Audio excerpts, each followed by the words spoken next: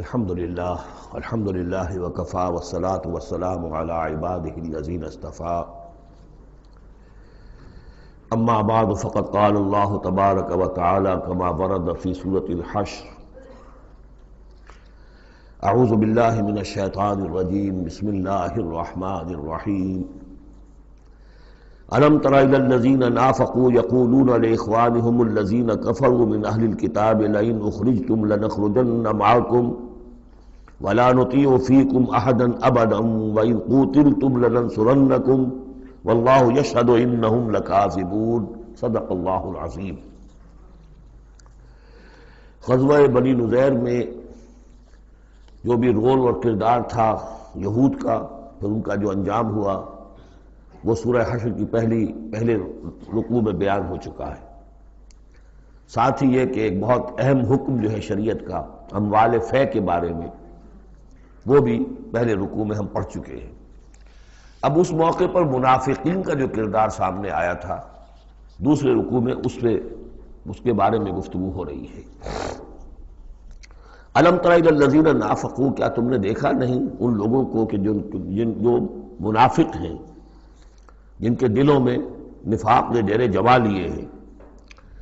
یقولون لاخوانہم الذین کفروا من اہل الکتاب، وہ کہتے رہے اپنے ان بھائیوں سے جو اہل کتاب میں سے جنہوں نے کفر کیا تھا، ان کے بھائی تھے، دوست تھے، ان کے تعلقات تھے جو اہل کتاب میں سے تھے، وہ کفر پر اڑے رہے۔ ان سے انہوں نے کہا تھا یہ لئن اخرجتم لنخرجن معکم، دیکھو اگر تمہیں کبھی مدینے سے نکالا گیا ہم تمہارے ساتھ نکلیں گے۔ وہ دوستیاں جو ان کے درمیان حلیفانہ روابط تھے، اگر تمہیں کہیں نکالا جائے گا تو ہم بھی نکلیں گے۔ وَلَا نُطِيعُ فِيكُمْ أَحَدًا أَبَدًا، اور تمہارے معاملے میں کبھی بھی ہم کسی بھی شخص کی اطاعت نہیں کریں گے۔ یعنی ٹھیک ہے ہم ایمان تو لے آئے ہیں، مسلمانوں میں شامل ہو گئے ہیں، اور ہم محمد کا حکم مانتے بھی ہیں بعض معاملات کے اندر، لیکن یہ ہے کہ تمہارے ساتھ ہماری دوستی جو ہے وہ پختہ ہے، تمہارے ساتھ ہمارے حلیفانہ تعلقات ہیں وہ بہت قدیمی ہیں، اور ہمارا تمہارے معاملے میں جو ہے ہمارا طرز عمل تبدیل نہیں ہوگا، اور اگر کوئی اقدام محمد نے صلی اللہ علیہ وسلم تمہارے خلاف کرنے کا فیصلہ کیا تو ہم اس میں ان کا ساتھ نہیں دیں گے۔ لَنَخْرُجَنَّ مَعَكُمْ وَلَا نُطِيعُ فِيكُمْ أَحَدًا أَبَدًا وَإِن قُوتِلْتُمْ لَنَنصُرَنَّكُمْ، اور اگر تمہارے ساتھ جنگ کی گئی تو ہم لازماً تمہاری مدد کریں گے۔ وَاللَّهُ يَشْهَدُ إِنَّهُمْ لَكَاذِبُونَ، اور اللہ گواہی دیتا ہے کہ وہ جھوٹ بول رہے تھے۔ لَئِنْ أُخْرِجُوا لَا يَخْرُجُونَ مَعَهُمْ، اگر وہ نکالے جائیں گے وہ ان کے ساتھ نہیں نکلیں گے۔ وَلَئِنْ قُوتِلُوا لَا يَنْصُرُونَهُمْ، اور اگر ان سے جنگ کی جائے گی تو وہ ان کی مدد نہیں کریں گے۔ وَلَئِنْ نَصَرُوهُمْ لَيُوَلُّنَّ الْأَدْبَارَ، اور اگر کہیں ان کی مدد کر بیٹھیں گے تو فوراً بھاگیں گے، پیچھے دکھا دیں گے۔ ثُمَّ لَا يُنْصَرُونَ، اور پھر ان کی کہیں سے مدد نہیں ہو سکے گی۔ یعنی اگر ان میں جمع مردی ہوتی تو یہ سچے مسلمان ہی کیوں نہ بن گئے ہوتے؟ ایمان لائے تھے، اگر ہمت ہوتی ان میں، کوئی قوت ارادی ان کی صحیح ہوتی، کوئی غیرت اور حمیت ہوتی، کوئی اپنی ہی ذات کی عزت کا کوئی خیال ہوتا، تو یہ ہرچہ بعد بات پھر ایمان لانے کے بعد ان کا طرز عمل جو ہے کیوں نہ وہی ہو جاتا کہ جو اہل ایمان کا تھا۔ بودے ہیں، بودے ہونے کی وجہ سے تو نفاق پیدا ہوا ان میں۔ اب اگر یہ کہتے ہیں کہ ہم تمہاری مدد کریں گے اور لازماً لڑ جائیں گے، ہر ایک سے لڑ جائیں گے، تو یہ سب جھوٹ ہے۔ اول تو یہ کہ اگر یہ نکالے گئے تو وہ ان کے ساتھ نہیں نکلیں گے، ان سے جنگ کی گئی تو ان کا ساتھ نہیں دیں گے، اور اگر کوئی اکا دکا ان میں سے ایسا نکل بھی آیا سر پھرا کہ جو اپنے اس وعدے کو پورا کرنے کے لیے ان کے ساتھ شامل ہو کر جنگ کرے گا، تو پھر یہ کہ جھٹ وہ بھاگ جائے گا، میدان چھوڑ جائے گا، اور یہ کہ پیٹھ دکھا دے گا۔ لَأَنْتُمْ أَشَدُّ رَهْبَةً فِي صُدُورِهِم مِّنَ اللَّهِ، مسلمانوں یقیناً تمہارا ڈر ان کے دلوں میں کہیں زیادہ ہے بنسبت اللہ کے ڈر کے۔ یہ اللہ سے اتنا نہیں ڈرتے جتنے کہ تم سے ڈرتے ہیں۔ ذَلِكَ بِأَنَّهُمْ قَوْمٌ لَا يَفْقَهُونَ، اور یہ اس لیے ہے کہ انہیں اصل سمجھ حاصل نہیں۔ اصل سمجھ حاصل ہو تو ایمان حاصل ہو جائے، علم حقیقی حاصل ہو جائے، پھر آدمی جان لے کہ اصل زندگی تو آخرت کی زندگی ہے، دنیا کی زندگی تو کھیل کود اور تماشا ہے، اس کے سوا کچھ نہیں۔ لا یقاتلونکم جمیعا، یہ کبھی بھی جنگ نہیں کریں گے تمہارے خلاف مل کر، الا فی قری محصنۃ، مگر یہ کہ کہیں ایسی بستیوں میں کہ جن کو پوری طرح فورٹیفائیڈ ہو، جن کی کہ فصیلیں کھڑی ہوں، مضبوط ہوں، ان کے اندر سے ہو کر جنگ کریں گے۔ او من ورائے جدر، یا دیواروں کے پیچھے سے۔ باسہم بینہم شدید، ان کے آپس کے جھگڑے جو ہے وہ بہت سخت ہے۔ اگر تو خلوص اور اخلاص کسی میں شخص کے اندر ہو تو اللہ کے ساتھ مخلص کیوں نہ ہو جائے گا، اللہ کے رسول کے ساتھ کیوں نہ مخلص ہو جائے گا۔ ظاہر بات ہے کہ بزدلی اور خود غرضی یہ دو چیزیں ہیں کہ جو در حقیقت ان کے مزاج کا جزو لا ینفک ہے، اور وہی تو اصل سبب ہے ان کے نفاق کا۔ تو یہ کسی اور کے ساتھ کیسے مخلص ہو جائیں گے؟ تحسبہم جمیعا وقلوبہم شتیٰ، تم سمجھتے ہو کہ یہ یکجا ہیں، اکٹھے ہیں، ان کا متحدہ محاذ ہے، جبکہ دل کے دل پھٹے ہوئے۔ ہمارے ہاں بھی سیاسی متحدہ محاذ، چاہے وہ نظام مصطفیٰ تحریک کا بنا تھا، اس کا بھی حال سب کو معلوم ہے کہ اس کے لیڈر جو ہیں علماء کرام ایک دوسرے کے پیچھے نمازیں نہیں پڑھتے تھے۔ متحدہ محاذ تھا وہ، اتحاد کیسا تھا؟ وہی بات۔ باسہم بینہم شدید، ان کے تو آپس کے اختلافات جو ہیں وہ بہت شدید ہیں، ان کی آپس کی دشمنیاں، کدورتیں، کینے۔ تحسبہم جمیعا، تم سمجھتے ہو کہ یہ جمع ہے، اکٹھے ہیں، وقلوبہم شتیٰ، دل پھٹے ہوئے ہیں۔ ذالک بانہم قوم لا یعقلون، اور یہ اس لیے کہ وہ ایک ایسا گروہ ہے کہ جو عقل سے کام نہیں لیتے۔ کمثل الذین من قبلہم قریبا ذاقوا وبال امرہم، جیسے قصہ ان کا ہوا جو ان سے پہلے تھے ماضی قریب میں، یعنی بنو قینقاع۔ سب سے پہلے بنو قینقاع کا معاملہ ہوا تھا، پھر یہ بنی نضیر کا ہوا، پھر 5ویں سال میں غزوہ احزاب کے ضمیمے کے طور پر بنو قریظہ کا ہوا۔ وَلَهُمْ عَذَابٌ عَلِيمٌ، ان کے لیے بہت ہی دردناک عذاب ہے۔ کمثل الشیطان، یا پھر مثال ہے شیطان کی، اذ قال للانسان اکفر، جبکہ وہ انسان سے کہتا ہے کرو کفر، فلما کفر، اور جب انسان کفر کرتا ہے قال انی بریء منک انی اخاف اللہ رب العالمین، وہ کہتا ہے میں تم سے علیحدہ ہوں، میرا تم سے کوئی تعلق نہیں، میں تو اللہ سے ڈرتا ہوں جو تمام جہانوں کا رب اور مالک و پروردگار ہے۔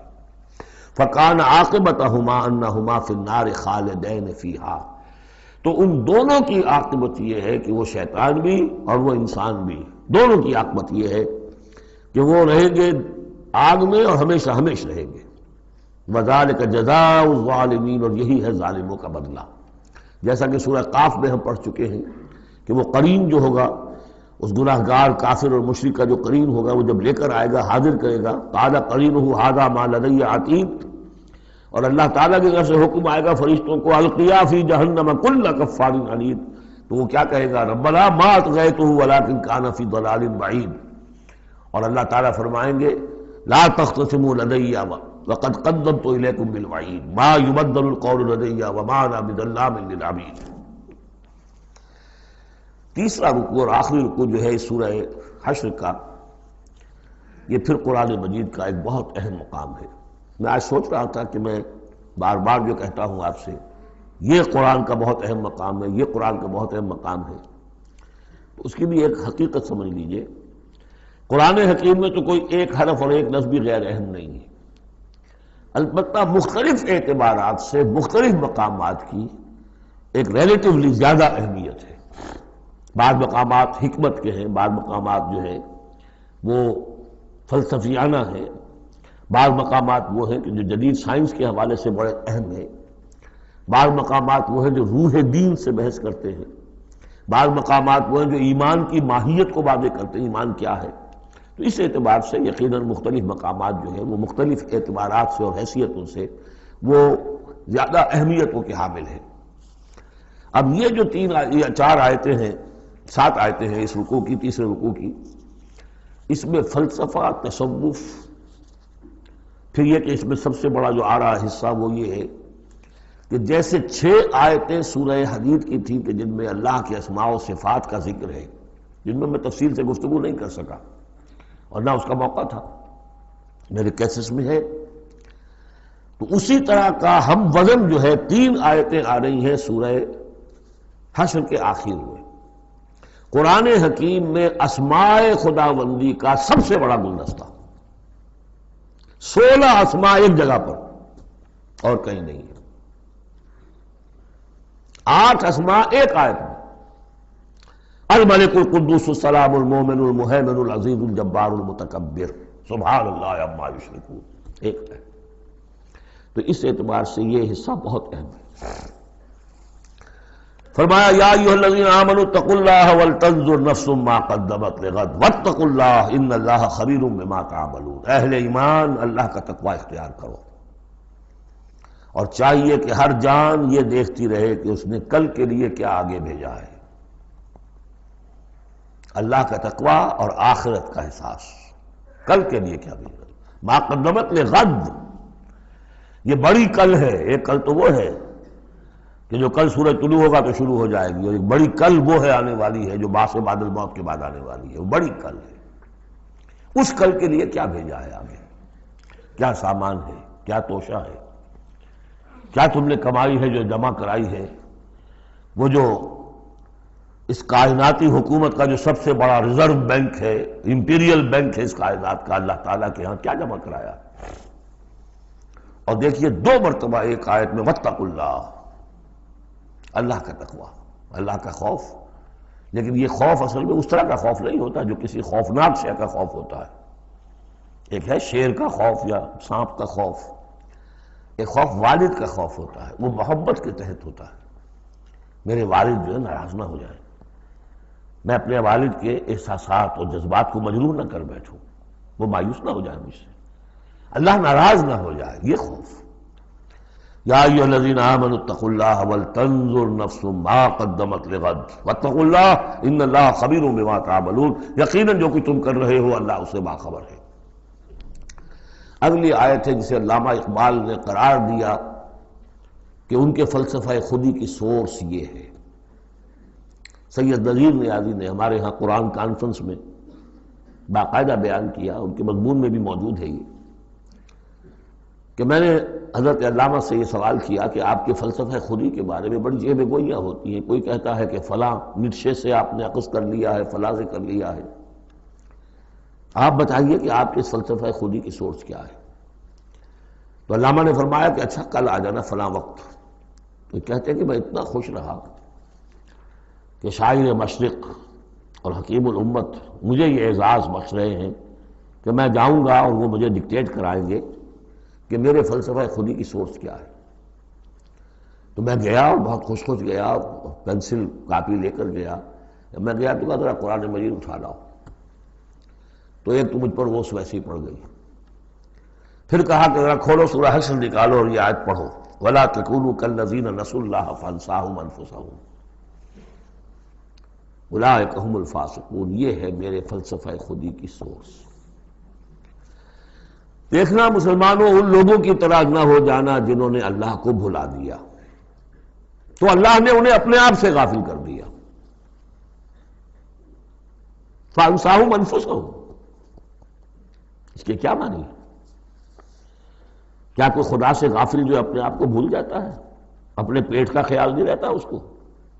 اپنے جسم میں کوئی پھوڑا نکل آئے تو علاج نہیں کراتا؟ کس چیز سے غافل ہے؟ وہ اپنے جسم سے غافل نہیں، وہ اپنے حیوانی وجود سے غافل نہیں، اس کے تقاضوں سے غافل نہیں، اس کی اپ کیپ، اس کی مینٹیننس، اس کی ویئر اینڈ ٹیئر کو درست کرتے رہنا، کسی چیز سے غافل نہیں۔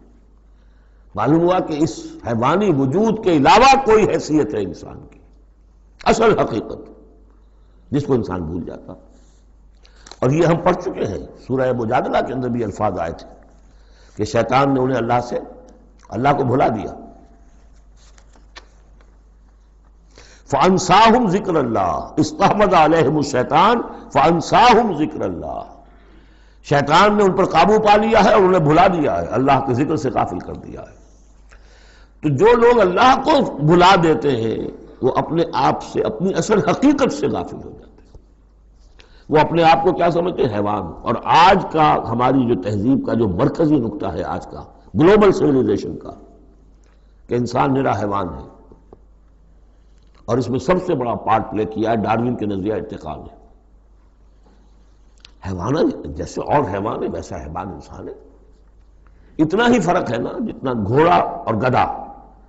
گدھا ذرا کورس قسم کا ہے، ذرا گھٹیا رف قسم کا جانور ہے، اور ذرا گھوڑا فائن ہے، ریفائنڈ ہے، تمکنت والا۔ باقی بنیادی فرق کیا ہے گدھے میں اور گھوڑے میں؟ اسی طرح گوریلا اور شمپینزی اور انسان، کیا فرق ہے؟ اتنا ہی فرق ہے جتنا گدھے اور گھوڑے میں ہے، اتنا ہی گوریلا اور چمپینزی اور انسان میں ہے، کوئی فرق نہیں۔ وہی موٹیوز جو ان کے ہیں وہی موٹیوز ان کے ہیں، سارے وہی موٹیوز ہیں۔ سائیکالوجی ہے تو اسی پر چل رہی ہے، جو محرکات عمل ہے انسان کے وہ وہی ہے جو حیوان کے، کوئی اور ہے نہیں۔ یہ ہے اصل میں اس دور کا المیہ، اللہ کو بھول جانا اور اپنی اصل حقیقت یعنی روح۔ اللہ کو بھلاؤ گے تو تمہارے اندر جو ڈیوائن ایلیمنٹ اس نے پھونکا تھا اس سے غافل ہو جاؤ۔ اب کیا رہ گئے تم میرے حیوان؟ میں نے آپ کو اس سے پہلے بھی وہ اپنشد کا جملہ سنایا ہے، Man in his ignorance identifies himself with the material sheaths which encompass his real self. Real self تو میری انا ہے، میری خودی ہے، اور یہ انا خودی فلسفیانہ الفاظ ہے کس شے کے لیے؟ وہ جو روح ہے میرے اندر ہے، نور تجلی بھی اسی خاک میں پنہاں، غافل تو نرا صاحب ادراک نہیں ہے۔ نقطۂ نوری کے نام او خودی، زیر خاک ماں شرار زندگی، لیکن اس سے غافل، جب اس سے غافل حیوان رہ گئے، جب حیوان رہ گئے اولئک ھم الفاسقون، تو حیوان کے لیے تو کوئی مورل لا ہے نہیں۔ اور ارلی فرینچ لٹریچر جو ہے پچھلی سینچری کا وہ سارا اسی پر بیسڈ ہے، وہ ساری دلیل یہاں سے لاتے ہیں کہ انسانوں نے اپنے اوپر قیدیں لگانی ہیں، بیوی بیٹی ماں میں فرق کرنا، حیوانات میں کوئی فرق کرتا ہے؟ نیوڈسٹ کلب سے اگر پوچھے کہتے ہیں حیوانات میں سے کوئی لباس پہنتا ہے؟ انسان نے خواب کا تکلف ایجاد کر لیا۔ ان کے لیے سورس ہے وہی حیوانوں کی زندگی، انہیں سے سبق حاصل کرو۔ یہ ہے انسان کے اندر صرف حیوان نہیں ہے، جیسے کہ شیخ سعدی نے کہا تھا آدمی زیادہ طرفہ معجون است از فرشتہ سرشتہ وز حیوان۔ یہ جو انسان ہے آدم زاد، یہ ایک معجون مرکب ہے، اس میں فرشتہ بھی، سرشتہ کہتے ہیں گوندنے کو، آٹے کو پانی کو ملا کر گوندتے ہیں آپ، یکجان کرتے ہیں، تو از فرشتہ سرشتہ وز حیوان، اس میں ایک فرشتہ بھی ہے ایک حیوان بھی ہے، دونوں گندے ہوئے۔ فرشتہ ہے روح، عالم امر کی شے، اور وہ نور سے پیدا کیا۔ روح بھی روح، عالم امر کی شے، یسألونک عن الروح قل الروح من امر ربی، یہ بھی نور سے پیدا کی گئی، نقطۂ نوری یہی ہے۔ تو وَلَا تَكُونُوا كَالَّذِينَ نَسُوا اللَّهَ فَأَنسَاهُمْ أَنفُسَهُمْ أُولَٰئِكَ هُمُ الْفَاسِقُونَ لا يستوی اصحاب النار و اصحاب الجنہ، دیکھو برابر نہیں ہو سکتے آگ والے اور جنت والے، اصحاب الجنت هم الفائزون، یقیناً جنت والے ہی کامیاب ہوں گے۔ اللہم ربنا اجعلنا منہم، اللہم ادخلنا الجنت مع الابرار، اللہم اجرنا من النار، یا مجیر یا مجیر یا مجیر۔ اس کے بعد آیت آئی ہے قرآن مجید میں، عظمت قرآن کے بیان میں عظیم ترین آیت، لو انزلنا هذا القرآن على جبل لرأيته خاشعا متصدعا من خشیۃ اللہ، اگر ہم اس قرآن کو اتار دیتے کسی پہاڑ پر تو تم دیکھتے کہ وہ دب جاتا، متصدعا پھٹ جاتا، من خشیۃ اللہ، اللہ کے خوف سے۔ میں نے جو شروع میں تعارف قرآن پر جو گفتگو کی تھی اس میں اس کا حوالہ دیا تھا عظمت قرآن کے لیے۔ قرآن ایز سچ، قرآن فی نفسہ ہی اس کی عظمت کیا ہے، ایک ہے قرآن کی افادیت کیا ہے، دو چیزیں جدا ہیں، ایک فی نفسہ ہی وہ کیا ہے، اس کی عظمت کیا ہے، ایک یہ کہ اس کا فائدہ کیا ہے، افادیت کیا ہے۔ افادیت پر بس ہم آیت پڑھ چکے، لیکن خاص طور پر دو آیتیں سورہ یونس کی، یا ایھا الناس قد جاءتکم موعظۃ من ربکم وشفاء لما فی الصدور وہدی ورحمۃ للمؤمنین قل بفضل اللہ وبرحمتہ فبذلک فلیفرحوا ھو خیر مما یجمعون۔ لیکن قرآن فی نفسہ ہی، اگر ہم اسے اتار دیتے کسی پہاڑ پر تو تم دیکھتے کہ وہ دب جاتا، پھٹ جاتا۔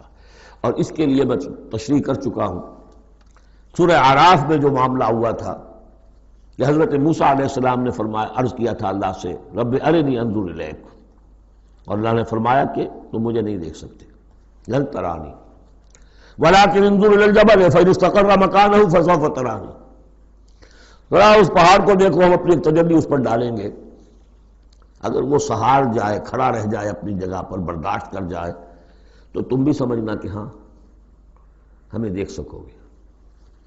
فلما تجلی ربہ للجبل، جب اس کے رب نے ایک اپنا پرتو، ایک جلوہ، ایک تجلی کیا ہے؟ روشنی، ایک نور، اس نور کا جو اللہ نے تعالی نے وہ پرتو ڈالا اس پہاڑ پر، جعلہ دکا وخر موسیٰ صعقا، وہ ریزہ ریزہ ہو گیا، اور تجلی باری تعالی، ذات باری تعالی کی تجلی کے بالواسطہ مشاہدے کا اثر ہوا ہے کہ حضرت موسیٰ بے ہوش ہو کر گر گئے۔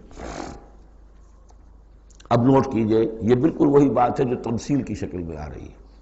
فرق کیا ہے؟ وہ تجلی ذات تھی باری تعالی کی، یہ تجلی صفات ہے۔ کلام اللہ، اللہ کا کلام ہے، کلام متکلم کی صفت ہوتا ہے، اس کی بھی تاثیر وہی ہے جو ذات باری تعالیٰ کی تاثیر ہے۔ اس کو علامہ اقبال نے ادا کیا ہے، فاش گویم آنچ در دل مضمرست، میں صافی کھول کے بیان کر دوں جو میرے دل میں مضمر ہے، چھپی ہوئی بات ہے۔ این کتابیں نیست چیزیں دیگر است، یہ قرآن کتاب نہ سمجھو، اسے کتاب نہیں کچھ اور ہے۔ کیا ہے؟ مثل حق پنہاں ہم پیداست، آج ہم نے وہ آیت بھی پڑھ لی، الظاہر والباطن، اللہ ظاہر بھی ہے الباطن بھی ہے، تو ذات باری تعالیٰ جیسے الظاہر بھی ہے الباطن بھی ہے، اسی طرح مثل حق پنہاں وہ ہم پیداست، یہ چھپا ہوا بھی ہے اور ظاہر بھی ہے، سامنے بھی ہے۔ اس لیے میں بیان کر چکا ہوں وہاں سورہ واقعہ میں، لا یمسہ الا المطہرون، جب تک کہ اندر پاک نہ ہو چکا ہو قرآن کی حقیقی معرفت اور معانی تک انسان پہنچ نہیں سکتا، چھلکوں تک رہے گا، ہڈی ہوگی اس کے ہاتھ میں، گودا نہیں ہوگا اس کے پاس۔ ماذ قرآن مغزہ برداشتے استخاں پیش سگاں انداختے، مغز تک نہیں پہنچ سکتا۔ وہ ہے اصل میں قرآن مجید کا معاملہ کہ تجلی صفات باری تعالی، صفت ہے کلام کی، اور کلام میں آپ کو معلوم ہے متکلم کی پوری شخصیت جو ہے منعکس ہو جاتی ہے۔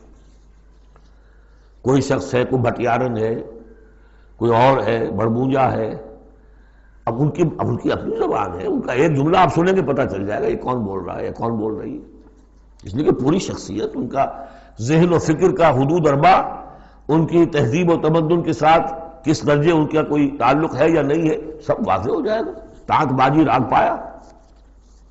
تو اللہ کا کلام ہے یہ، لو انزلنا ھذا القرآن علی جبل لرأیتہ خاشعا متصدعا من خشیۃ اللہ وتلک الامثال نضربها للناس لعلهم یتفکرون، اور یہ مثالیں ہیں جو ہم لوگوں کے لیے بیان کرتے ہیں تاکہ وہ فکر کریں، غور کریں، سوچیں۔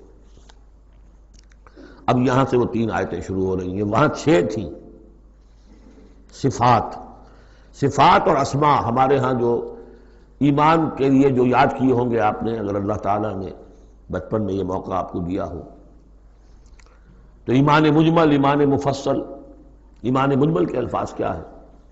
آمنت باللہ و ملائکتہ، آمنت باللہ کما ہوا باسمائہ و صفاتہ وقبلت جمیع احکامہ، تو اسماء اور صفات، صفات باری تعالیٰ کے موضوع پر سورہ حدید کی پہلی 6 آیات، یہ قرآن مجید کا ذروہ سلام ہے، چوٹی، سلام چوٹی، ذروہ کہتے ہیں اونٹ کے کوہان کو، کوہان کی بھی اونچی جو سب سے نمایاں شے ہوتی ہے۔ اسماء پر یہ سب سے بڑا گلدستہ ہے، اور ایک خاص بات جو میں نے وہاں نوٹ نہیں کرائی تھی آپ کو، سورہ حدید میں واحد مقام ہے قرآن مجید کا جہاں اسماء باری تعالیٰ کے مابین حرف عطف واو آیا ہے، هو الاول والآخر والظاہر والباطن، اور کہیں نہیں ہے۔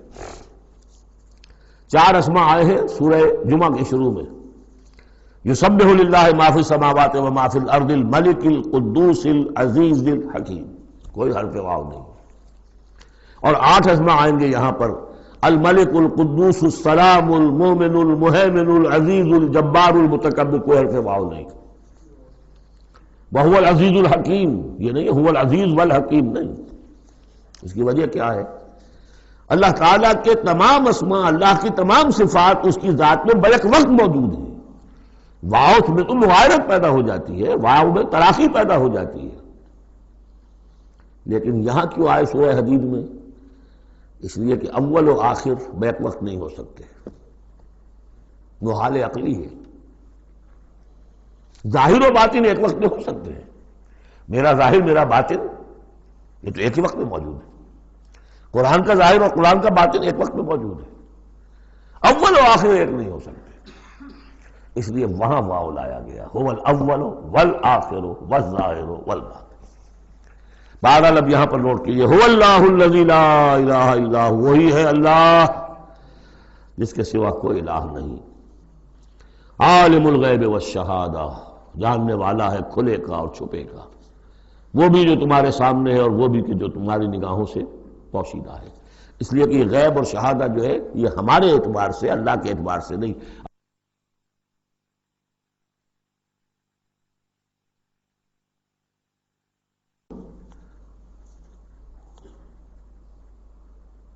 وہی ہے اللہ کے جس کے سوا کوئی الہ نہیں. هو اللہ الذی لا الہ الا هو عالم الغیب والشہادہ، یہ بھی ایک نام کی حیثیت سے شمار ہوتا ہے. جو اسماء 99 گنے جاتے ہیں، عالم الغیب والشہادہ یہ ایک نام ہے اللہ کا. اور میں عرض کر رہا تھا کہ اللہ کے لیے سب شہادہ ہی شہادہ، غیب ہے ہی نہیں. اس نقطے کو یہاں سمجھ لیجئے، اس لیے کہ یہ سورہ جن میں آئے گا پھر دوبارہ، اور بہت اہم طریقے پر آئے گا. جب قرآن میں غیب اور شہادہ کا لفظ آتا ہے وہ ہمارے اعتبار سے، کہ ہمارے لیے ایک چیز وہ ہے کہ جو ہمارے حواس خمسہ کی گرفت کے دائرے کے اندر آ جاتی ہے، چاہے وہ ٹیلیسکوپ سے آئی ہے اور چاہے وہ مائکروسکوپ سے آئی ہے، لیکن دیکھنے والی شے ہماری آنکھ ہے. غیب وہ ہے جو ہم سے چھپا لیا گیا، جنت ہے، دوزخ ہے، آخرت ہے، فرشتے ہیں، خود سب سے بڑی ذات باری تعالی ہے. لیکن اللہ ہر شے کا جاننے والا. هو الرحمن الرحیم، وہ رحمان ہے اور رحیم ہے. اس پر سورہ فاتحہ پڑھتے ہوئے میں نے وضاحت کی تھی. هو اللہ الذی لا الہ الا هو، وہی ہے اللہ جس کے سوا کوئی الہ نہیں. الملک، بادشاہ حقیقی. القدوس، پاک. السلام، سلامتی اور سالم، ہر اعتبار سے سالم، کوئی اس کو گردن پہنچانے والا نہیں ہے، ہر عیبوں سے پاک. المومن، امن دینے والا، امان دینے والا. المہیمن، پناہ میں لینے والا. العزیز، زبردست. مطلق العنان، جس کی اتھارٹی ایبسلیوٹ ہے. الجبار، دباؤ رکھنے والا. المتکبر، عظمت والا، بڑائی والا. یہ 8 نام آئے ہیں. الملک، القدوس، السلام، المومن، المہیمن، العزیز، الجبار، المتکبر. سبحان اللہ عما یشرکون، اللہ پاک ہے ان تمام چیزوں سے جو یہ شرک کرتے ہیں. هو اللہ الخالق البارئ المصور، وہی ہے اللہ. اب 3 نام اور آگے، الخالق، الباری، المصور. ان میں خاص ربط ہے. خلق، اس میں سب سے پہلے اگر ہم اپنے اوپر قیاس کریں تو پہلے کوئی شے بنانے سے پہلے ذہن میں ایک نقشہ بنتا ہے. بڑھئی نے میز بنانی ہے، اس کے ذہن میں میز کا نقشہ پہلے بن چکا ہے. کرسی بنانی، کرسی کا نقشہ بن چکا ہے. یہ اس کی ذہنی تخلیق ہے. پھر وہ اسے ظاہر کرتا ہے عالم واقعہ میں. وہ لکڑی کی میز بنا کر اسے واقعہ نمایاں کر دیتا ہے، لے آتا ہے. پھر اس کی تصویر، فنیشنگ ٹچز، اس کو رنگ روغن. یہ تینوں مرحلے ایک ہی پروسیس کے ہیں. اللہ نے تخلیق فرمائی، پھر اس کو ظاہر کیا، عدم کے پردے سے نکال کر اور وجود کے پردے میں لے آیا. باری، بڑا کہتے ظاہر کرنے والا. من قبل ان نبرأہا، اس سے پہلے کہ ہم اسے ظاہر کریں. ما اصاب من مصیبت فی الارض ولا فی انفسکم الا فی کتاب من قبل ان نبرأہا، سورہ حدید میں آیت پڑھ چکے ہو. وہی ہے الخالق، الباری، المصور. لہ الاسماء الحسنی، تمام اچھے نام اسی کے ہیں. یسبح لہ ما فی السماوات والارض، یہاں نوٹ کر لیجئے یسبح لہ ما فی السماوات و ما فی الارض نہیں ہے، یسبح لہ ما فی السماوات والارض۔ سورہ حدید کے شروع میں تھا سبح للہ ما فی السماوات والارض، سورہ حشر میں آیا سبح للہ ما فی السماوات و ما فی الارض۔ یہاں یسبح للہ ما فی السماوات والارض، اور پھر 2 مرتبہ آئے گا یسبح للہ ما فی السماوات و ما فی الارض، سورہ جمعہ کے شروع میں بھی، سورہ تغابن کے شروع میں بھی۔ وَهُوَ الْعَزِيزُ الْحَكِيمُ۔ دیکھیے اس سورہ مبارکہ کی خاص خصوصیت یہ ہے، شروع بھی ہوئی تسبیح کے ساتھ، اختتام بھی تسبیح کے ساتھ، شروع میں بھی العزیز الحکیم، زبردست حکمت والا، آخر میں بھی العزیز الحکیم۔ سورۃ الممتحنہ، بسم اللہ الرحمن الرحیم۔ سورہ ممتحنہ کا جو زمانہ نزول ہے معین کر لیجئے، یہ ان 2 رکوعوں کے ساتھ سمجھیے کہ جو سورہ توبہ میں ہم نے پڑھے، دوسرا اور تیسرا رکوع۔ فتح مکہ سے پہلے جو کچھ رد و قضا چل رہی تھی کہ نہیں کرنا چاہیے، کاہے کے لیے فوج کشی کر رہے ہیں، اور اس پر پھر جو اللہ تعالیٰ کی طرف سے جو تبصرہ آیا، منافقین تھے یا ضعفاء تھے، ان کے اعتراضات کے جواب دیے گئے، آخر مکے والے کتنے ہی برے صحیح، بہرحال وہ حرم کی خدمت کرتے ہیں، لہذا ان کا ایک نیکی کا مقام بھی ہے، وہ ساری دلیلیں پڑھ چکے ہیں۔ سورہ توبہ رکوع 2 اور 3، یہ بھی 2 رکوع ہیں۔ اسی موقع پر ایک بہت مخلص مومن صحابی، ان سے ایک بہت بڑی غلطی ہو گئی۔ حضرت حاطب ابن ابی بلتع رضی اللہ تعالی عنہ، بدری ہیں، ان کے گھر والے، ان کا پورا کنبہ ابھی مکے میں تھا، اور ان کا کوئی وہاں پہ رشتہ دار ایسے نہیں تھے کہ جو ان کی حفاظت کر سکے۔ انہیں یہ اندیشہ ہوا کہ اگر واقعی اب جنگ ہو گئی اور اگر ہم جا رہے ہیں مکے پر چڑھائی کرنے کے لیے، تو پھر یہ ہے کہ مکے میں جو مشرکین ہیں، کفار ہیں، وہ میرے بچوں کو، میرے گھر والوں کو شدید نقصان پہنچا سکتے ہیں، لہٰذا میں ان کے ساتھ کوئی نیکی کروں تاکہ میرے اس احسان کو پیش نظر رکھ کر وہ میرے گھر والوں کا لحاظ کریں۔ انہوں نے ایک خط لکھا مکے والوں کے نام، اور اس میں گویا کہ وہ سیکریٹ جو ہے وہ لیک کر دیا کہ محمد اب تم پر چڑھائی کرنے والے ہیں صلی اللہ علیہ وسلم۔ یہ احسان دھرا۔ ایک عورت کو وہ خط دیا، اس عورت نے اس خط کو اپنی چٹیا میں باندھ لیا تاکہ تلاشی لی جائے، اور وہ عورت وہ خط لے کر روانہ ہو گئی۔ ادھر حضور کو اللہ تعالیٰ نے وحی سے مطلع کر دیا۔ حضور نے بھیجا حضرت علی اور ان کے ساتھ ایک اور صاحب کہ جاؤ فلاں جگہ اس وقت وہ عورت ہوگی، تم جا کے اس کو وہاں ٹھہری ہوئی ہے راستے میں کسی منزل میں، اس کے پاس خط ہے، وہ لے کے آؤ۔ وہاں پہنچے، عورت موجود تھی، محمد رسول اللہ کی دی ہوئی خبر تو غلط نہیں ہو سکتی تھی۔ اس سے پوچھا، نہیں قتل نہیں۔ اس کی جو تلاشی لی تو کہیں نہیں نکلے۔ پھر حضرت علی نے دھمکی دی، دیکھو ہمیں ہمارے نبی نے بتایا ہے تمہارے پاس خط ہے، جھوٹا نہیں ہو سکتا وہ، یا تو تم سیدھی خط مجھے نکال دو ورنہ میں تمہیں برہنہ کر کے تمہاری تلاشی لوں گا۔ آج کل آپ کو معلوم ہوگا نا کہ سعودی عرب میں ہیروئن کی سمگلنگ میں عورتیں اپنے پرائیویٹ پارٹس کے اندر بھی یہ سمگلنگ کرتی ہیں اس کے ذریعے سے۔ بہرحال یہ دھمکی سن کر وہ پھر اس نے کھول کے اپنی چٹیا اور نکال کے دے دی، وہ خط لے کے آ گئے۔ اب وہ راز کھل گیا، ابی بلتع کو بلایا، حاتم نے ابی بلتع کو مان لیا، جی حضور یہ میرا خط ہے۔ حضرت علی نے کہا کہ یا حضرت عمر نے کہ آپ مجھے اجازت دیں کہ میں اس کی گردن مار دوں ابھی؟ آپ نے فرمایا نہیں، حاتم بدری ہے اور بدریوں کے تمام اللہ تعالیٰ پچھلے اگلے گناہ معاف کر چکا ہے، تو اس کی وہ جو فضیلت ہے اس کی وجہ سے جو خطا ہو گئی اللہ معاف کرے گا۔ تو وہ ہے اصل میں کشاکش پس منظر میں جس میں کہ یہ صورت نازل ہو رہی ہے۔ یا ایھا الذین آمنوا لا تتخذوا عدوی وعدوکم اولیاء، اہل ایمان تم میرے اور اپنے دشمنوں کو اپنا دوست اور ولی نہ بناؤ۔ ان کی خیر خواہی، ان کی بھلائی، ان پہ احسان کرنے کی کوشش، ان کے ساتھ اپنے گڈ آفیسز بلڈ کرنے کی کوشش۔ تلقون الیہم بالمودۃ، تم ان پر ان کی طرف رجوع کرتے ہو، بھیجتے ہو پیغام دوستی کے، خلوص و اخلاص کے۔ وقد کفروا بما جاءکم من الحق، حالانکہ انہوں نے کفر کیا ہے، انکار کیا ہے اس حق کا جو تمہارے پاس آیا ہے۔ یخرجون الرسول وایاکم، وہی ہیں جو نکالتے ہیں، یعنی جنہوں نے نکالا ہے رسول کو صلی اللہ علیہ وسلم، تمہیں بھی نکالا ہے، ان تؤمنوا باللہ ربکم، صرف اس جرم کی پاداش میں کہ تم ایمان رکھتے ہو اللہ پر، اپنے رب پر۔ ان کنتم خرجتم جہادا فی سبیلی، اگر تو تم نکلے تھے مکے سے اور تم نے ہجرت کی تھی اس لیے کہ میری راہ میں جہاد کرو گے، تو یہ طرز عمل تمہیں اس کے منافی ہے۔ وابتغاء مرضاتی، اور میری رضا جوئی کے لیے تم نکلے تھے، تو سرون الیہم بالمودہ، تم خفیہ پیغامات بھیجتے ہو ان کو دوستی کے، احسان کے مبنی۔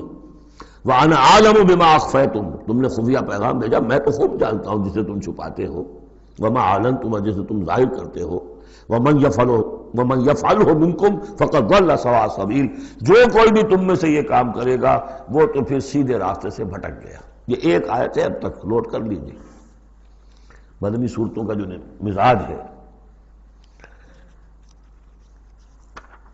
یا ایھا الذین آمنوا لا تتخذوا عدوی وعدوکم اولیاء تلقون الیہم بالمودۃ وقد کفروا بما جاءکم من الحق یخرجون الرسول وایاکم ان تؤمنوا باللہ ربکم ان کنتم خرجتم جہادا فی سبیلی وابتغاء مرضاتی تسرون الیہم بالمودۃ وانا اعلم بما اخفیتم وما اعلنتم ومن یفعلہ منکم فقد ضل سواء السبیل۔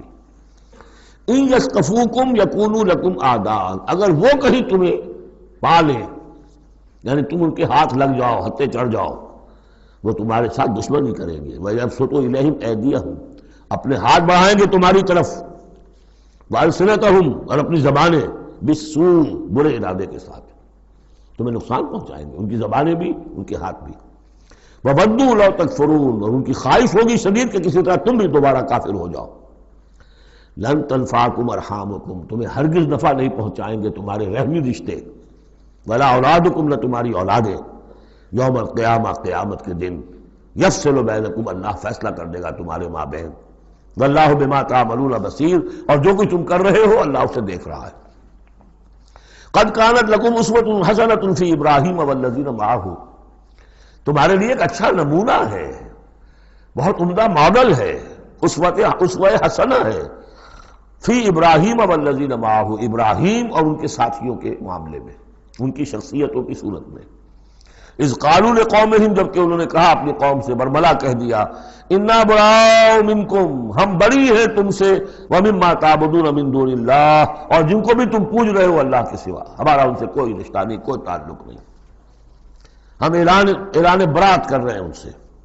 کفرنا بکم، ہم منکر ہوئے تم سے بھی، وبدا بیننا وبینکم العداوۃ والبغضاء ابدا، اور اب تمہارے اور ہمارے مابین عداوت اور بغض اور بیر شروع ہو چکا ہے، اب یہ ہمیشہ باقی رہے گا، حتیٰ تؤمنوا باللہ وحدہ، جب تک کہ تم ایمان نہ لاؤ اللہ پر توحید کے ساتھ، یعنی جب تک اس طرح ننگی تلوار نہ بن جائے ایک مومن۔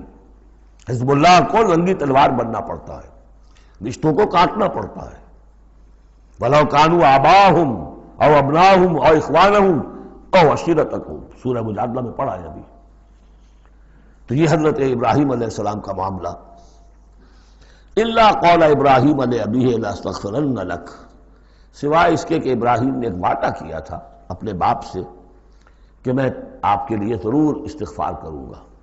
یہ سورہ مریم میں ہم پڑھا ہے، جب اس نے کہا تھا کہ تم نکل جاؤ، وَاهْجُرْنِي مَلِيًّا، اراغب انت عن آلہتی یا ابراہیم لئن لم تنتہ لارجمنک واہجرنی ملیہ، حضرت ابراہیم نے کیا کہا تھا؟ سلام علیک ساستغفر لک ربی انہ کان بی حفیہ، میں آپ کے لیے ابا جان، میں اپنے اللہ سے دعا کروں گا، استغفار کروں گا۔ وما املک لک من اللہ من شیء، مجھے اختیار کوئی نہیں ہے آپ کے بارے میں اللہ کے ہاں، کچھ نہیں، آخری اختیار اللہ کا ہے۔ ربنا علیک توکلنا والیک انبنا والیک المصیر، پروردگار ہم نے تجھی پر توکل کیا اور الیک انبنا، اور تیری طرف رجوع کیا، والیک المصیر، اور تیری طرف لوٹ جانا ہے۔ ربنا لا تجعلنا فتنۃ للذین کفروا، پروردگار ہمیں اب کافروں کے لیے تختہ مشق اور تختہ امتحان نہ بنا دے کہ ہمارے اوپر وہ ظلم کریں، اور تو ان کو اوپر آزمائش جو انہیں آزما رہا ہے وہ اس شکل میں کہ ہم پر وہ ظلم کریں۔ جیسے اللہ تعالیٰ کفار مکہ کو آزما رہا تھا، لیکن تختہ ستم، تختہ مشق کون؟ صحابہ کرام بنے ہوئے تھے۔ وغفر لنا، اور ہمیں بخش دے، انک انت العزیز الحکیم، یقیناً تو ہی ہے سب کچھ زبردست اور حکمت والا۔ اب یہاں نوٹ کر لیجئے کہ سورہ توبہ میں آ چکا ہے کہ حضرت ابراہیم نے آخر میں آ کر تبرأ منہ، جب انہوں نے معلوم ہو گیا کہ میرا باپ تو دشمن ہے، اللہ کا دشمن ہے، تو برات کی۔ یہ آیتیں جو ہیں یہ سن 8 میں فتح مکہ سے قبل نازل ہو رہی ہیں۔ حاطب بن بلتع کا واقعہ ہے، ابھی مکے تک روانگی نہیں ہوئی ہے، اور وہ آیتیں جو ہیں وہ سن 9 میں نازل ہو رہی ہیں، اس کے بھی ذی قعدہ کے بھی بعد، جبکہ واپس آ گئے حضور صلی اللہ علیہ وسلم تبوک سے، لہذا وہ ہوگی محکم، اور یہ بات جو ہے اس کے پہلے یہ گویا کتابیں رہے گی۔ لقد کان لکم فیہم اسوۃ حسنۃ، تمہارے لیے یقیناً ان کی ذات میں، ان کے رویے میں، ان کے طرز عمل میں ایک اچھا نمونہ ہے، لمن کان یرجو اللہ والیوم الآخر، لیکن کس کے لیے؟ کہ جو اللہ کی بھی امید، ملاقات کی امید رکھتے ہو اور یوم آخر سے ڈرتے ہو۔ بالکل یہی الفاظ وہاں آئے تھے، لقد کان لکم فی رسول اللہ اسوۃ حسنۃ لمن کان یرجو اللہ والیوم الآخر وذکر اللہ کثیرا، یہ سورہ احزاب میں ہم پڑھ چکے ہیں۔ حضور کی شخصیت، آپ کی سیرت اسوہ کاملہ ہے، لیکن فائدہ کون اٹھائیں گے؟ فائدہ صرف وہی اٹھا سکیں گے کہ جو اللہ پر بھی ایمان رکھتے ہوں، آخرت پر بھی ایمان رکھتے ہوں، اور کثرت کے ساتھ اللہ کا ذکر کرتے ہوں۔ اسی طریقے سے یہاں لقد کان لکم فیہم اسوۃ حسنۃ لمن کان یرجو اللہ والیوم الآخر ومن یتولی فإن اللہ هو الغنی الحمید، اور جو منہ پھیر لے، پیٹھ موڑ لے، اللہ غنی ہے، حمید ہے، اللہ کو کسی کی پرواہ نہیں، کوئی احتیاج نہیں۔ اب آخری مسئلہ آ رہا ہے خاص طور پر بعض خواتین کا۔ ہوا یہ تھا کہ صلح حدیبیہ میں طے ہو گیا تھا، جو سن 6 میں ہوئی، کہ مکے سے اگر کوئی مسلمان بھاگ کر جائے گا مدینے تو آپ کو واپس کرنا ہوگا، اور مدینے سے اگر کوئی مسلمان مرتد ہو کر واپس آئے مکے تو ہم واپس نہیں کریں گے۔ یہ شرط تھی، اور شرط مان لی تھی حضور نے۔ اس کے بعد معاملہ پیش آ گیا چند خواتین کا۔ اب ظاہر بات ہے کہ اب خواتین جو ہے ان میں سے کوئی مدینے آ گئی، مطالبہ ہوا ان کا واپس کریں، جو مسلمان تھی ایمان لے آئی تھی۔ حضور نے فرمایا نہیں، وہ مردوں پر بحث تھی، ساری گفتگو جو ہوئی تھی وہ رجال سے متعلق تھی، نساء کی نہیں، لہذا ان کو واپس نہیں کیا جائے گا، اور نہیں کیا گیا۔ لیکن یہ کہ اب جو وہاں سے خواتین آ رہی ہیں، کہہ رہی ہیں کہ ہم تو صاحب ایمان ہیں، اس لیے ہم ہجرت کر کے مکے سے آ گئی ہیں یہاں۔ اندیشہ یہ تھا کہ ان میں کہیں جاسوس نہ آ رہے ہوں، مکے والے جو ہیں ان کے ذریعے سے کچھ اسکینڈلائز نہ کریں ہماری سوسائٹی کو، کچھ کہہ نہیں سکتے، لہذا ان کا معاملہ کیا کیا جائے۔ پھر یہ کہ ان کے شوہر تو وہاں ہیں، شادی تو وہاں ہوئی ہے ان کی، تو آیا یہ اب یہاں مسلمانوں کے لیے حلال ہے اس درجے میں کہ وہ ان سے نکاح کر سکیں، یا وہ رشتہ برقرار رہے گا؟ کافر جو ہے ان کی بیویاں یہ مسلمان ہو گئی، یہ آ گئی۔ تو یہ مسائل تھے خواتین کے کہ جن کو اس رکوع میں سورہ ممتحنہ کے اور آخر میں پھر خواتین کی بیعت کا تذکرہ ہے اس میں۔ اور یہ میں سمجھتا ہوں کہ اللہ تعالیٰ کی طرف سے کمپنسیشن ہوتی ہے، جیسا کہ میں نے بتایا تھا کہ باپ اور ماں میں فرق یہ رکھا گیا، قانونی طور پر باپ کا پلڑا بھاری ہے، باپ طلاق دے سکتا ہے ماں کو، ماں تو خلا ہی لے سکتی ہے، طلاق دے نہیں سکتی، اور اگر طلاق ہو جائے گی تو اولاد باپ کی شمار ہوگی، ماں کی نہیں، یہ قرآن کا قانون ہے۔ لیکن دوسری طرف ماں کی خدمت 3 درجے زیادہ ضروری ہے باپ سے، خدمت میں 3 درجے فائق رکھ دیا ماں کو، اور کہا کہ جنت اس کے قدموں تلے ہے۔ تو کمپنسیشن ہوتی ہے، کسی ایک جگہ پر کمی ہے تو دوسری جگہ اس کو، اسی کا نام بیلنس ہے۔ یہ ترازو کے یہ دونوں جو ہیں، اگر بازو جو ہیں یہ برابر ہے تو ایک سیر ادھر ڈالیں گے، ایک سیر ادھر ڈالیں گے، ترازو کی ڈنڈی سیدھی رہے گی۔ ایک چھوٹا ہے ایک بڑا ہے، تو چھوٹے میں اب کم ڈالنے سے، اور چھوٹے میں زیادہ ڈالنا پڑے گا اور بڑے میں کم، تب وہ، تو یہ بیلنس تو تب ہوگا کہ وہ جو کمی ہے اس کو پیش نظر رکھیں۔ یہ ہے معاملہ کہ جو یہاں پہ بیان ہوا، وہ بیلنس کیا کیا اللہ تعالیٰ نے۔ مردوں کی بیعت کا قرآن میں ذکر ہے، اس کا متن قرآن میں کہیں نہیں ہے۔ بیعت عقبہ اولیٰ کا کیا متن تھا، بیعت عقبہ ثانیہ کا متن کیا تھا، کیا بیعت لی تھی، کیا الفاظ تھے، بیعت رضوان کے موقع پہ کیا جو الفاظ کا تھے، کہیں نہیں، قرآن میں نہیں، احادیث میں مل جائیں گے۔ خواتین کی بیعت کو یہ فضیلت دے دی کہ اس کا پورا متن بھی قرآن مجید میں موجود ہے۔ فرمایا عسى اللہ ان یجعل بینکم وبین الذین، ابھی وہ مسئلہ ابھی چل رہا ہے، وہ خواتین کا مسئلہ بعد میں آئے گا۔ عسى اللہ ان یجعل بینکم وبین الذین عادیتم منہم مودہ، ہو سکتا ہے مسلمانوں کہ جو تمہارے اور جن کے مابین دشمنی پڑ گئی ہے اللہ تعالیٰ تمہارے مابین پھر دوستی پیدا کر دے۔ کیسے پیدا کر دے؟ وہ ایمان لے آئے۔ فإخوانکم فی الدین، اور کوئی زیادہ دور تو نہیں تھا مرحلہ فتح مکہ کے بعد سن 9 میں وہ آیات آئیں کہ 4 مہینے کی مہلت ہے، اس میں ایمان نہیں لاؤ گے تو گردنیں اڑا دی جائیں گی، سب کے سب لوگ ایمان لے آئے۔ تو اب ہو گئے بھائی اخوانکم فی الدین۔ عسى اللہ ان یجعل بینکم وبین الذین عادیتم منہم مودۃ واللہ قدیر واللہ غفور رحیم، اللہ ہر شے پر قادر ہے اور غفور ہے اور رحیم ہے۔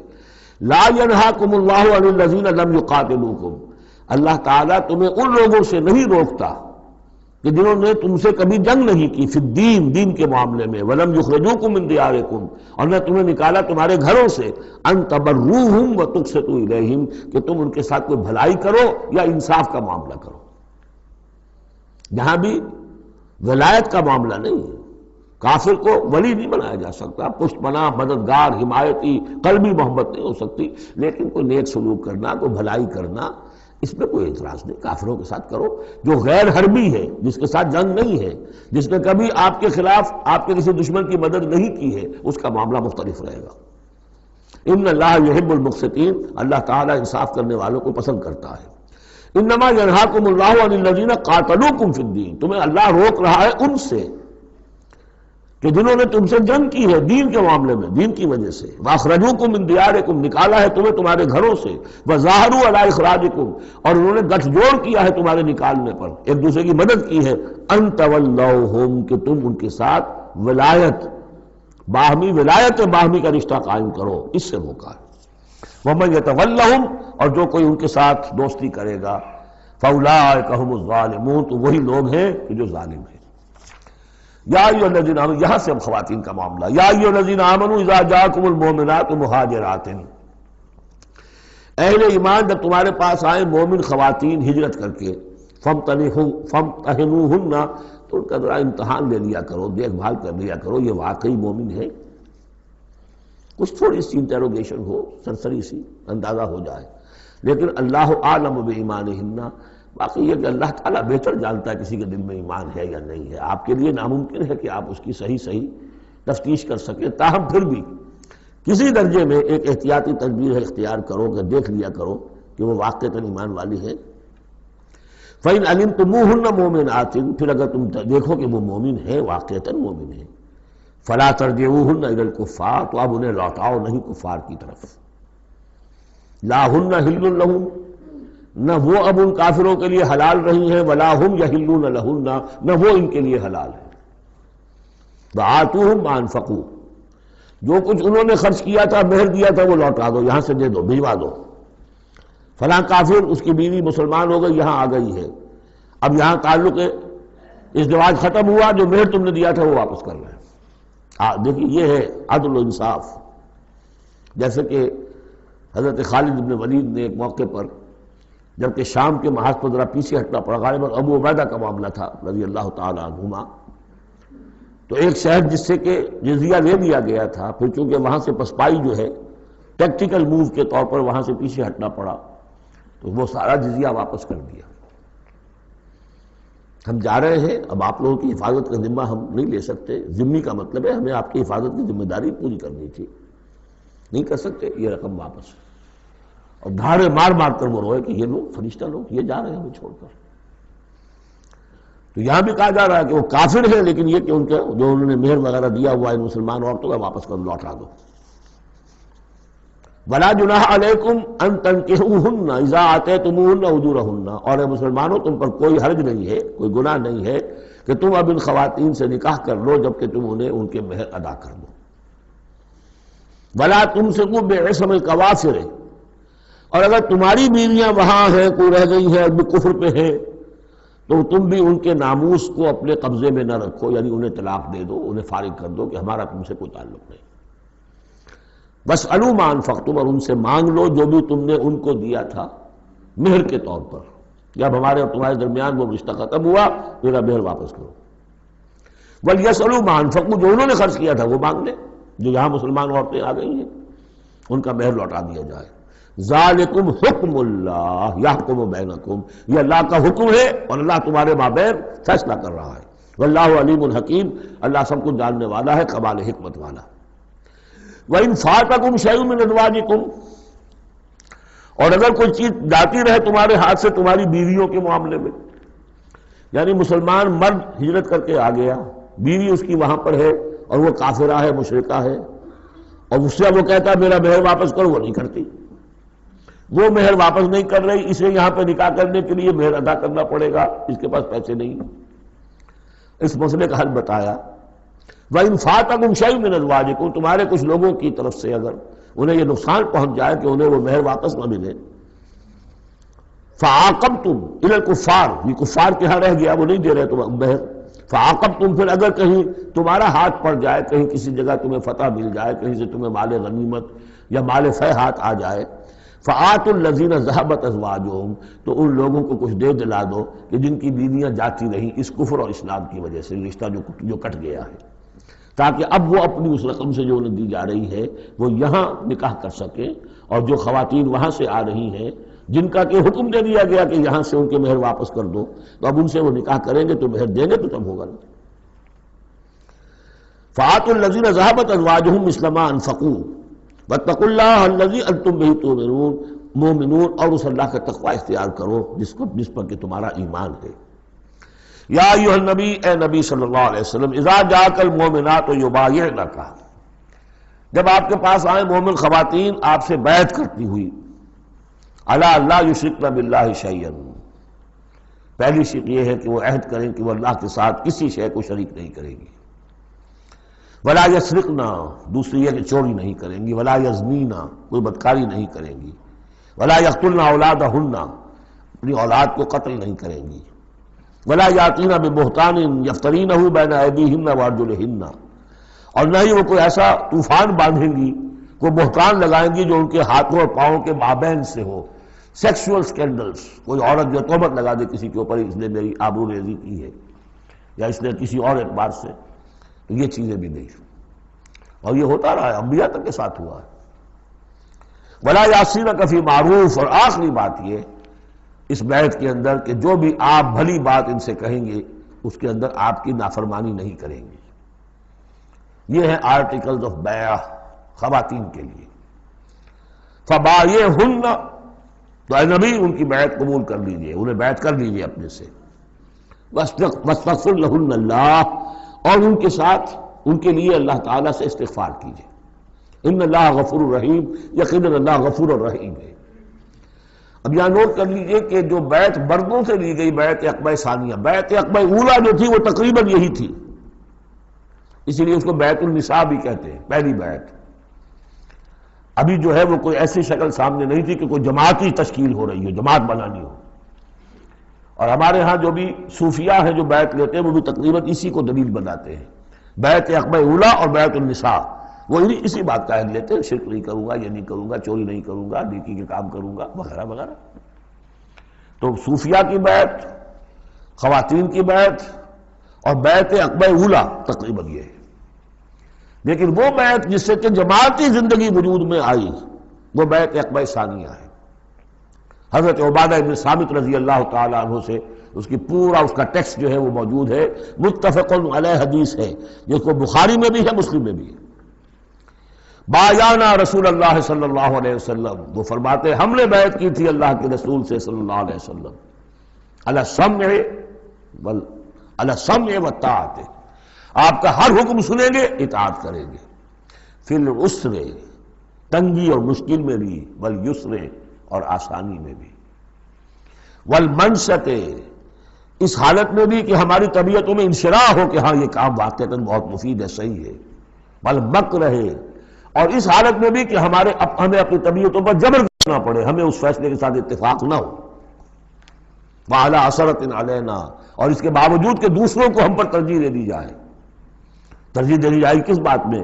آپ امیر بنا رہے ہیں فلاں شخص کو، یہ تو ابھی نووارد ہے، ابھی آیا ہے، ابھی شامل ہوا ہم میں، اور ہم پرانے آپ کے ساتھی ہیں. نہیں، پریروگیٹو ہے یہ آپ کا، جس کو چاہیں امیر بنائیں.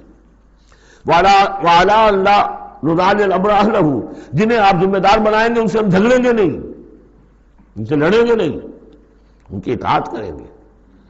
من اطاعنی فقد اطاع اللہ ومن عصانی فقد عصى اللہ ومن اطاع امیری فقد اطاعنی ومن عصى امیری فقد عصانی. وعلیٰ نقول بالحق اینما کنا، آخری شق یہ کہ ہم حق بات ضرور کہیں گے جہاں کہیں بھی ہوں گے. لا نخاف فی اللہ لومۃ لائم، ہم کسی ملامت کرنے والے کی ملامت کے خوف سے اپنی زبان بند نہیں کریں گے. یہ بیعت عقبہ ثانیہ جو ہے، اس کو ہم نے تنظیم اسلامی میں اختیار کیا، ایک لفظ کا اضافہ کیا، ابایعک علی السمع والطاعۃ فی المعروف. حضور کی اطاعت مطلق تھی، جو حکم دیں گے. غلط دے ہی نہیں سکتے، معصوم ہے. حضور کے بعد ابو بکر کی بیعت بھی مطلق نہیں تھی، مقید ہے، مشروط ہے، کتاب و سنت کے دائرے کے اندر. یہ بیعت ہے کیونکہ اس کے بعد حضور نے پہلی مرتبہ ایک تنظیمی ڈھانچہ قائم کیا کہ مدینے میں آپ نے 12 نقیب مقرر کر دیے. یہ تنظیمی شکل پہلی مرتبہ ہو رہی ہے آپ کی سیرت کے اندر. مکے میں تو چونکہ آپ خود موجود ہیں اور سب صحابہ وہیں ہیں، چھوٹا سا شہر ہے، تو کسی تنظیمی سانچے کی اور ڈھانچے کی اور لمبی چوڑی چین جو ہے بنانے کی ضرورت ہی نہیں. اب مدینہ دور ہے، وہاں کے کچھ لوگ 9 خزرج میں سے اور 3 اوس میں سے آپ نے نقیب بنائے، اب ان کی ذمہ داری بنی. اس طرح جماعتی تنظیم جو بنی ہے وہ اس بیعت پر بنی ہے. البتہ چونکہ خواتین کا معاملہ یہ ہے کہ جماعتی جدوجہد جو آگے چلنی ہے، اس میں جہاد اور قتال کے جو مراحل آنے ہیں، اس میں خواتین کا حصہ بالواسطہ ہے، بلا واسطہ نہیں ہے، ڈائریکٹ نہیں ہے. وہ بیعت ان سے نہیں دی گئی، بلکہ یہی بیعت لی گئی ہے کہ اس کے اندر یہ افعال ہیں، یہ نہیں کریں گے. اور یہ کہ ہاں جو امیر ہیں حضور صلی اللہ علیہ وسلم جو بھی حکم دیں گے، جو بھلائی کا حکم ہوگا اس میں ان کی نافرمانی نہیں کریں گے. اس کو ہم نے تنظیم میں خواتین کی بیعت کے لیے بعین ہی یہی الفاظ اختیار کیے. اور واقعہ یہ کہ اس کا بہت ایک اہم پہلو یہ ہے کہ چاہے خواتین کو وہ دوسرے کام نہیں کرنے جو مردوں والے ہیں، جنگ میں جانا ہے یا کوئی اور مسئلہ ہے، لیکن ایک سینس آف بلانگنگ ہو جاتی ہے کہ ایک گروہ کے ساتھ ہونا. کونوا مع الصادقین، کوئی ہے جس کے ساتھ آپ نے اپنے آپ کو آئیڈینٹیفائی کیا، جماعتی زندگی ہے اور اس کے تحت ایک کام ہو رہا ہے. اس کی برکتیں جو ہیں، جو آپ نے فرمایا گیا، جو حضور نے فرمایا، یہ حضرت عمر کا قول ہے، اثر ہے، لا اسلام الا بالجماعہ ولا جماعہ الا بالامارہ ولا امارہ الا بالسماع ولا سماع الا بالطاعہ. کوئی اسلام نہیں ہے بغیر جماعت کے، کوئی جماعت نہیں بغیر عمارت کے، کوئی عمارت نہیں بغیر حکم سننے کے، اور سننے کا کوئی فائدہ نہیں ہے تک مانا نہ جائے. حضور نے فرمایا علیکم بالجماعہ ید اللہ علی الجماعہ، تم پر لازم ہے کہ جماعت کی شکل میں رہو، اور اللہ کی مدد اور تائید جماعت کے ساتھ ہوتی ہے. اور اس جماعت سازی کے لیے جو مسنون اور منسوس اور معصور بنیاد ہے وہ ہے بیعت، جس کو ہم نے چھوڑ دیا. دوسرے طریقے جو ہے جماعت سازی کے، دستور ہو، دستور کے مطابق پھر قوانین ہو، بائی لاز ہو، یہ بھی حرام نہیں ہے، یہ بھی مباح ہے. لیکن مباح ہونا اور بات ہے، اور منسوس ہونا، مسنون ہونا، معصور ہونا یہ بالکل اور بات ہے. زمین و آسمان کا فرق ہے. بہرحال ہم نے تنظیم اسلامی میں اس بیعت ہی کے نظام کو اختیار کیا. اللہ کا شکر ہے کہ جو ایک انسٹیٹیوشن اسلام کا بالکل ختم ہو گیا تھا، ڈیڈ، متروک، ہم نے اسے زندہ کیا ہے. آخری آیت ہے، یا ایھا الذین آمنوا لا تتولوا قوما غضب اللہ علیہم. اہل ایمان ان کو لوگوں کے ساتھ دوستی نہ کرو جن پر اللہ کا غضب ہے. جہاں سے یہ صورت شروع ہوئی تھی، اختتام پر پھر وہی بات آ گئی. قد یئسوا من الآخرہ، یہ آخرت سے مایوس ہو چکے ہیں. کما یئس الکفار من اصحاب القبور، جیسے کہ کفار مایوس ہو چکے ہیں اصحاب قبور میں سے.